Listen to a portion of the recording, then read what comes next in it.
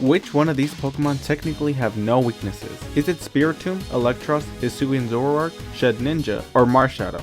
Stay tuned for the right answer. Today I'll be going over more Pokemon that need a second type. Disclaimer though, this is my opinion and it's completely normal for you to disagree with me. After all, Lance himself said not all dragon Pokemon are the dragon type, even if they should be. But I just think it's fun to discuss this with you guys and I enjoy reading all of your comments and ideas, so just let me know what you think. Alright, starting off strong with Sinnoh. Last time I talked about how fairy Pokemon for the most part are pink, cute, and feminine. Well, I'm also going to continue that here. I don't think people would mind this next Pokemon to be water and fairy type. The Finneon line is very pretty, pink, and feminine. It can learn 4 fairy type moves. I think the Finneon line fits perfectly into the fairy aesthetic. Alright, moving on to the legendary trio of Uxie, Mesprit, and Azel. This trio from Sinnoh is often called the Lake Trio, the Lake Fairy Trio, or the Lake Guardian Trio. This trio to me seems like it should be absolutely the fairy type. They are very cute and learn a lot of fairy type moves. I personally think it would fit very well with their design, and nobody would really complain about it because it just seems so natural.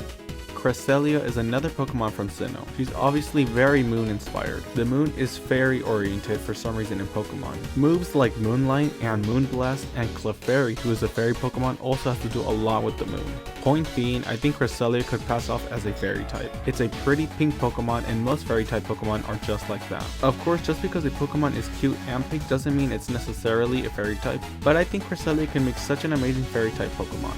Our last Sinnoh Pokemon is Darkrai. I personally think it would be perfect as a Ghost Dark type. This Pokemon has a ghastly appearance and can learn 7 Ghost type moves. And in the anime and movie, it's animated like an apparition, so it would perfectly fit Darkrai. Alright, going over to Unova for our last Pokemon. I think Munna is another prime example of a fairy type Pokemon.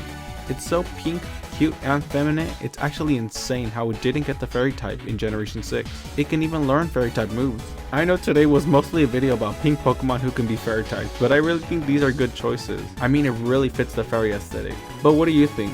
Which single type Pokemon do you think should have a second type? What did you think about my picks? Let me know in the comments down below. The Pokemon who technically has no weaknesses is Electros. This Pokemon is an electric type, meaning it's only weak to ground, but since the ability it has is Levitate, it ignores ground moves. Some abilities and moves can change that, but it's not that common to find yourself in that situation. If you got it right, comment down below a donut emoji.